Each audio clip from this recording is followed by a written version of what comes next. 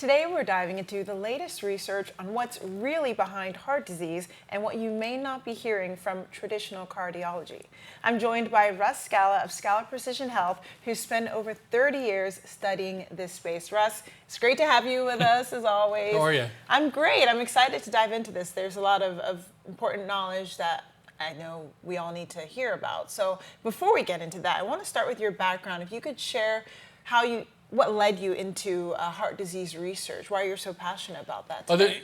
This has been like a 40-year evolution. I worked in the emergency room in high school.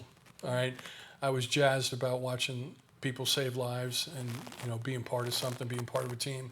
Right after that, I went to paramedic school and I hit the streets, started responding to cardiac arrest victims and heart attack patients. And I remember even back then in the early 80s asking the questions, if this person has normal cholesterol, why is he having a heart attack? And those answers, couldn't be, nobody could answer me. So my education has evolved. When I went back to graduate school, I focused on the aging workforce. What are we going to do for people in their 60s and 70s? Heart disease was still the #1 killer back then as it is today. Wow. And then I got hired by a venture capital company to go to the best research labs in the country and study lipid particle testing.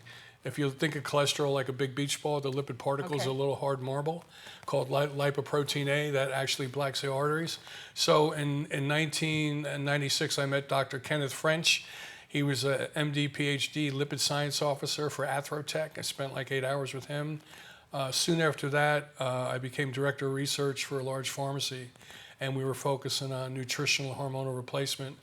And my focus has always been on, it can't just be cholesterol causing all this damage. There has to be other metabolic areas that we could test, and there are other metabolic areas. It's not just about cholesterol. Another side note is getting away from the bad behavior of first responders, police, and firemen. I started doing triathlons in the early 80s, and I ended up racing all over the United States, being out in the sun.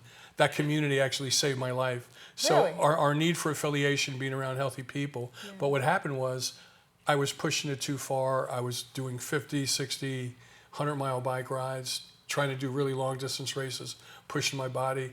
And guess what I started seeing? I started seeing really fit athletes having heart attacks with normal cholesterol. That was in '96. So I took a deep dive into that.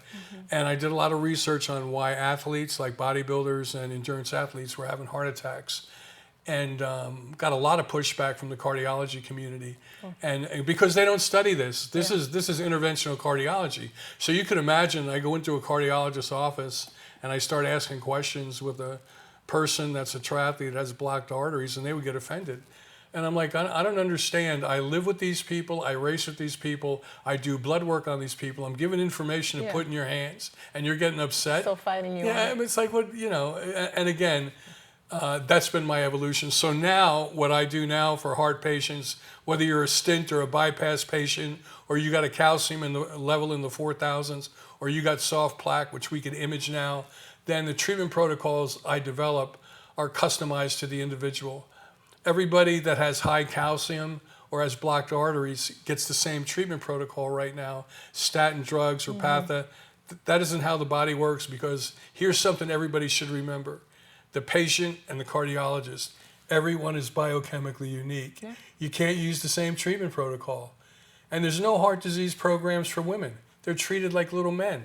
So the cardiologist out there that comes up with the first heart disease prevention program, he'll be a rock star, right? Yeah, I love that. I love that phrase, we're all biochemically unique. Yeah. It's not just this copy and paste treatment that works across the board. As you said, you do need to look at so many different factors. You mentioned just now high calcium. What is considered high calcium? High calcium here, 0 is a perfect score. Okay. 100 is moderate, 400 to 500 is considered dangerous. And calcium, when your calcium starts increasing in the coronary arteries, everybody thinks of this, including the patient, thinks of blocked pipes in their plumbing, but that isn't what it is. We got to look at the endothelial lining, the lining of the arteries, because the heart beats about 80 to 100,000 times a day.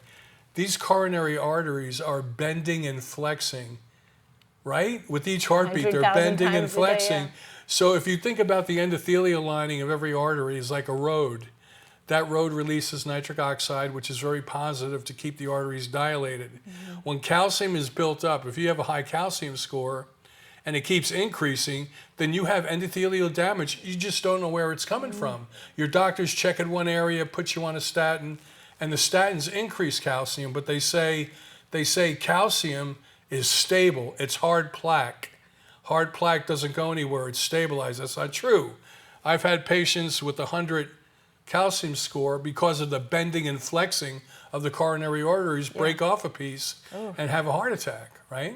So again, this is all new information. As patients hear this, they could push back and ask questions. And we got a program to how to incorporate this into cardiology practice as well. But that's calcium. It's like any part of the body. You know, as you age, your organs just don't work as well, right? Now your heart's super metabolically active. It beats 80 to 100,000 times a day. Again, all this bending and flexing, these coronary arteries over time become damaged because of the endothelial lining. The lining, the roadway, starts to get like potholes in it. And another interesting thing is what I talked to Sean about was if you fall down and scrape your knee, you would get a scab. Absolutely. And in that scab is white blood cells, red blood cells, vascular endothelial growth factor, and growth hormone, so new skin could grow back. Well, the cardiologists that are outside the box thinkers that actually cut into soft plaque, it's similar to what's in a scab. There's very little cholesterol in there when they cut into it.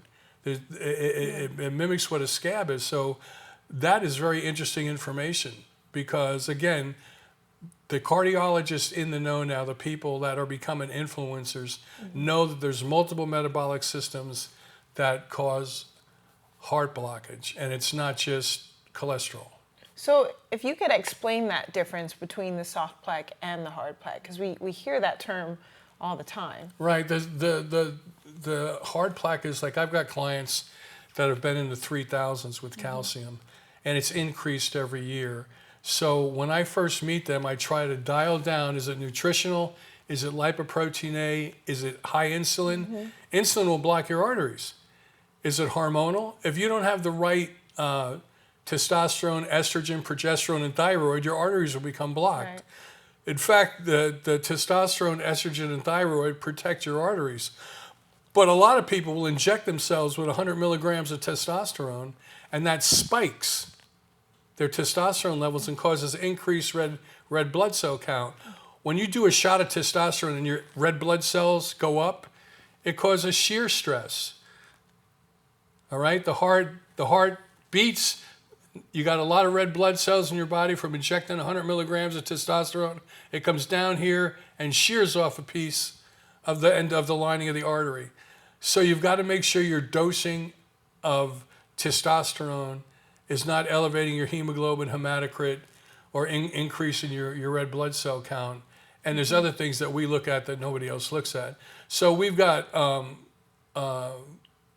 patients with high calcium that I've had for years. They never adjust their dosing. So they're treating their body 10 years after they found high calcium the same way. Not doing anything different. And no, your metabolism changes as you age. Of course. I mean, why do women have more heart attacks after menopause? It's because estrogen, progesterone, and testosterone protects their coronary arteries. I mean, is that rocket science? You know, the heart beats 100,000 times a day. The bending and flexing with each heartbeat wears out the lining, causes endothelial dysfunction. The endothelial lining needs estrogen, needs testosterone, and needs progesterone, thyroid, T3, and T4, but at the right doses. And then again, getting back to biochemical individuality, every patient needs a different program. Like the athletes that had elevated cortisol from racing, like the group I was with. They had elevated cortisol and elevated homocysteine levels. Homocysteine is an amino acid that blocks the artery. So back then when I was taking people into doctor's offices saying there's got to be inflammation from the training, it's got to be homocysteine, they didn't have any answers. So this was in the early 90s, right? So now we know elevated homocysteine levels from overtraining and overexercising can block the arteries. And these people have normal cholesterol, so it Normal throws everybody a cholesterol. curveball. That's why what we're doing here, nobody's talking about this yet. So even if a patient sees this and starts asking these questions about what's my fasting insulin, what is my hormonal levels, and do I have shear stress? We just hand out blood. We give blood work to patients all over the U.S., all over the world, to get their doctor to start looking at these areas, because you can't use sweeping generalizations as treatment. No. And then there's something called the Dunning-Kruger effect. A lot of people that think they know everything don't, and end up hurting themselves. So hearing you talk about how much women are left out of the equation, obviously, as a woman myself, I hear that, and it's, frightening to think that women are experiencing all these issues as well, and they're just not looking at those factors. So for those watching, such as myself, what can we do, or what would you recommend? Well, most of the women I know, they don't want to push back on their doctor. That's the bottom line. They go, oh, my doctor's a good guy. Well, being a good guy has nothing to do with it. Ask him for the testing. If he's not doing the testing, then find another doctor. This is your life, okay? Now, if you're a cardiologist, we know that women hormonal deficiencies, whether it's estrogen, progesterone, or thyroid, will accelerate heart disease. I ran hundreds of cardiac arrest calls. Women don't have any chest pain like men do. They just have a heart attack. Wow. So if a woman starts losing her hormones in her 30s and she goes to her cardiologist and he won't order hormonal testing, then he's not doing his job. That's why we end up we have women patients all over the U.S. We run their lab work, balance out their hormonal levels, do a telemedicine program with them, and at least put a shield up for them. Wow. And there's a lot of factors that need to be tested, not just hormonal. Right. So some of these listed here, right? LPA, that's often also called the repair protein, is that correct? Yeah, it's called, can you explain that? They actually call it LP(a). When I went to that laboratory in '96 to meet Dr. Kenneth French, the chief lipid science officer, I spent 8 hours with him. And this is really important to remember. When you go into your cardiologist, understand that cholesterol testing doesn't tell us anything. I know that's hard to get your head around, but LDL and HDL tells us nothing. Ask for the lipid particle testing. LP(a) is a lipid particle that actually is atherogenic and can block your arteries. And we have treatment protocols that a lot of cardiologists don't for lipoprotein A. So remember, diet comes into play here. If you have a high carbohydrate diet and your blood sugar is elevated blood sugar causes inflammation, and then when blood sugar goes up, it's followed by insulin, and insulin blocks your arteries, right? So anybody that does insulin injections, like diabetics, end up with triple bypasses a few years after they start using insulin, because insulin's a growth hormone, and elevated blood sugar is extremely toxic to the heart. So these are other areas that need to be looked at. But you see, the way our system's set up, it's compartmentalized. A woman like yourself will go to your GP, and then he won't order the testing, and then you got to go to an endocrinologist. Then the endocrinologist says you got to go to a cardiologist. Are you kidding me? Let's do all this under one roof. And we even have imaging right now. We have imaging that looks at soft plaque. We used to have imaging that only looked at hard calcium. Now we could look at the little blisters or the little scabs that form, and that's the newest imaging on the market, and we share that with people every day. Why are these other medical professionals not looking at all this information? It's there, the research shows it. Why is it such a problem all these years later? I think they're just, it's insurance. I'm not saying doctors are bad, but they get golden handcuffs. They got to see 20, 30 people a day. Their whole institute, their whole facility is trained to do something a certain way. Why introduce something new when you're making money and you've got to follow the guidelines of the insurance company? That's why what I do is I actually customize everything to the individual, right? And listen to them. And a lot of people, I'm dropped into the second act of a third act play. I got to get a long history.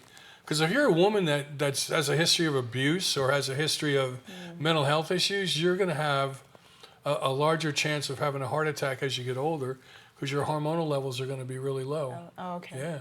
So then, your approach is you kind of just touched on that. You do things differently, very differently. Yeah. Can you just break that down a little more, like what it looks like coming to Scala Precision Health versus your average cardiology clinic? Yeah, well, we have a bunch of puzzle pieces up here, right? Say you and I meet, and you're worried about your heart because your mom had a heart attack.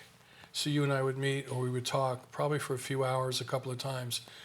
We just dumped a puzzle box out on the table. And as you start talking to me, you and I both start aligning these puzzle pieces. I'm not just going to say take a cholesterol-lowering drug. Take a statin. And people will argue with you. My doctor said I'm taking a statin. I'm taking a statin until I die. Well, you are going to die. You know, we're all going to die, but it's going to be about quality of life. So you and I start talking. I'm listening to your history, all right, with my 40 years experience, and I start aligning the puzzle pieces that are going to work for you. The puzzle pieces maybe check lipoprotein A. Another puzzle piece, I'll sit with you and say, how many carbs you eat in a day? Let's get your fasting insulin. If your fasting insulin is going through the roof, then we get you on a ketogenic diet or intermittent fasting, and then that's another puzzle piece. Wow. And then we look at soft plaque. You need to do some imaging. Let's see if there's any soft plaque going on. If there is, puzzle piece, we go after it. Amazing. Right? See, I mean, it's not rocket science. It's just like meeting, but a lot of doctors, they tell me, and I understand this, they don't have time to do that. Wow. Right? The average doctor spends 7 to 10 minutes with their patient. I mean, that's very sad to hear that it's a matter of time. At the end of the day, this is someone's health, their life or death, and they don't have time to look at all these factors. It's tragic, really. Yeah, but that's I'm grateful. Yeah, that's the way the system is today, and like I said, we have to navigate that system. If you have a calcium score in the thousands, if you have a calcium score that's 2,500, 3,000, and it's still increasing, then you have endothelial dysfunction. You have other metabolic markers in your body that haven't been tested, and that's where our focus should be. 100%. And clearly that is where your focus is, and you're helping so many people by taking this broader approach and really kind of nailing down those different factors too. Yeah, it's really fascinating because the reason I was a paramedic that attracted me to that job was every call was different. Well, even as I work today, every patient is different. And for me to be a medical detective with my team, I've got some brilliant people, pharmacists, I've got a specialist in nitric oxide. We could actually increase nitric oxide now with the programs we developed from the lining of the artery. We could increase nitric oxide. So now some doctors and some cardiologists may have somebody with 100% blockage that's not having no chest pain, but they got great collateral circulation, and the patient's fine. Now, years ago, they would do a triple bypass on them. So there's a lot of changing going on right now on cardiovascular treatment in real time. We need a program for women that focuses on women, and we need people to be an advocate for themselves. Don't be afraid to ask questions. Well, I thank you for being an advocate for those who can't be for themselves, and for encouraging others to also to be that for themselves. And yeah. This is such important information. Yeah, it's really interesting. This is going to gain some traction here. Absolutely. I mean, there's a lot we could dive into, a lot to cover, but I want to thank you for this conversation. For more information on Russ and Scala Precision Health, visit scalaprecisionhealth.com. And if you're ready to dive in even deeper, you can visit the Russ Scala YouTube channel, which is packed with free knowledge and insights you can start using today. You can also find his book, American Biohacker, available now on Amazon. Thank you for watching, and we'll see you next time.